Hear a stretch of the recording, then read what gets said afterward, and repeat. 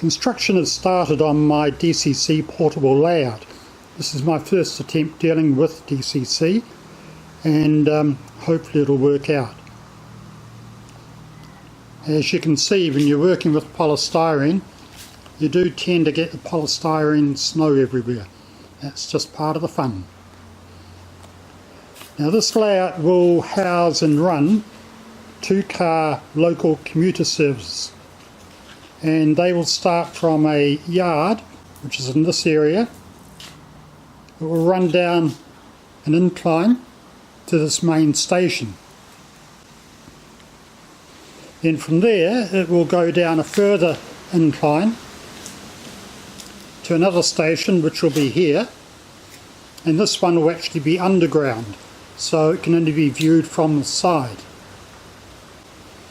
Now these inclines are 4%, both ends, and I've started off with a commercial riser set and then switched over to just using polystyrene and putting in packers to achieve the correct gradient.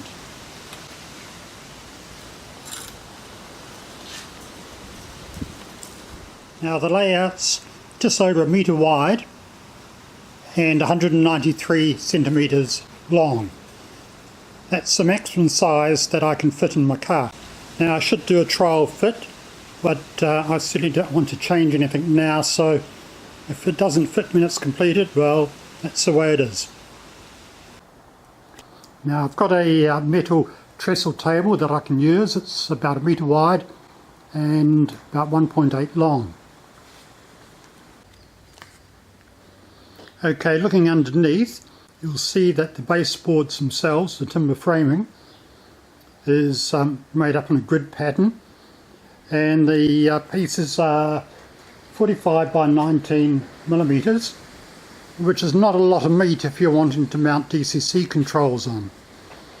So I made provision for these holes, and in there there'll be wooden panels and the controls we've mounted there.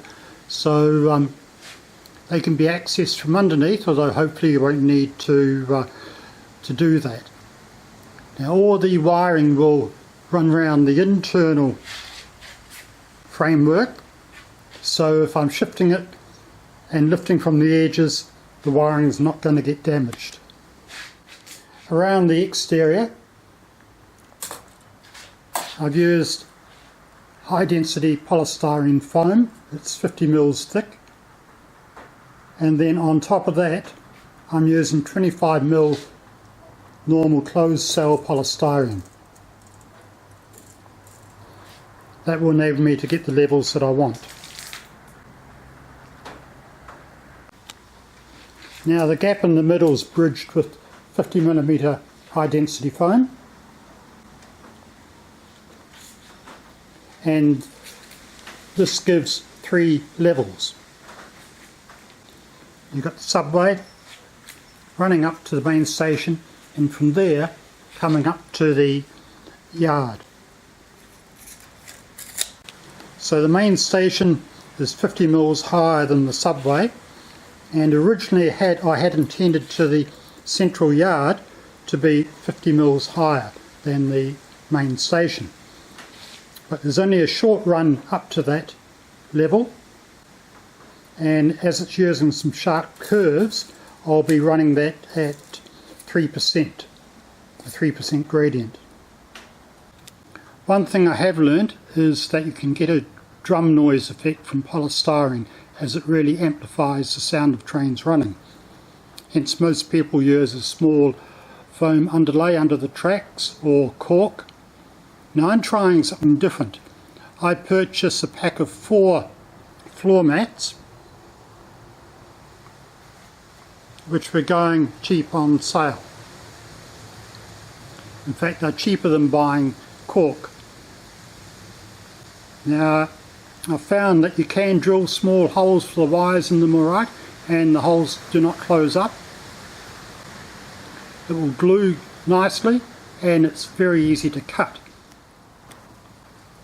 So hopefully it will give a little bit of noise reduction. But hey, trains are noisy anyway, so if it's noisy, it's noisy.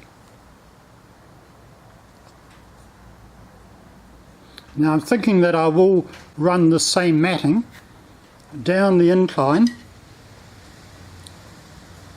under that station and back up again.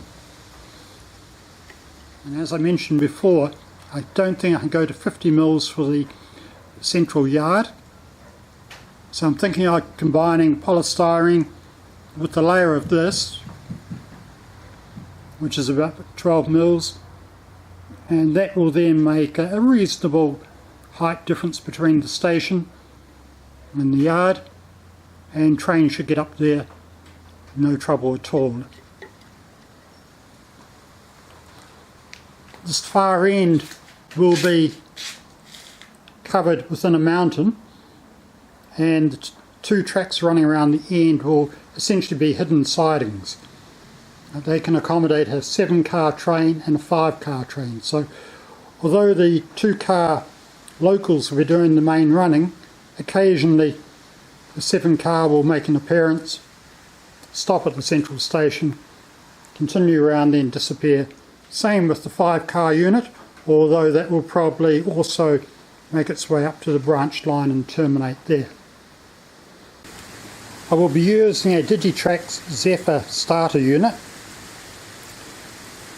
Now, because I'll be computer controlled, I won't actually need to use that while running, so I'm thinking I'll mount that in a hole somewhere in the layout as well.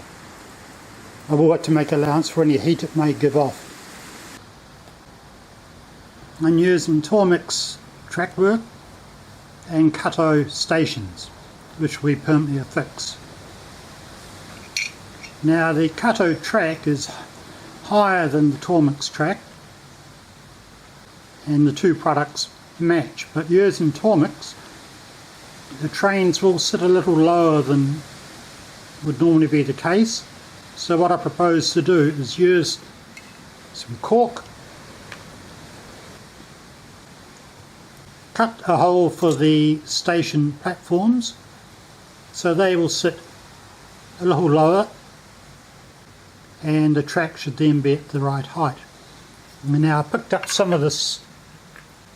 It's actually a self-adhesive type, which is going to cause a problem in itself, because if I cut out the platform holes in advance and then try to stick the cork down on the layout, I've only got one chance to get it in the right place, and I don't feel that confident. So I might just try sticking the cork down, then cutting it out, and hopefully being able to pull back the cork before the adhesive cures.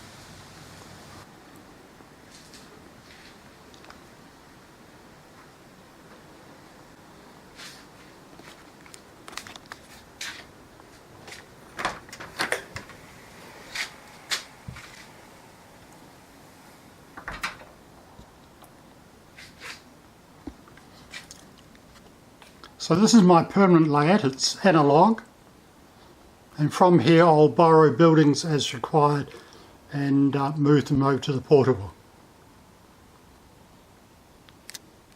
So once I get further down the track with the building, I'll provide a update video. Thanks for watching.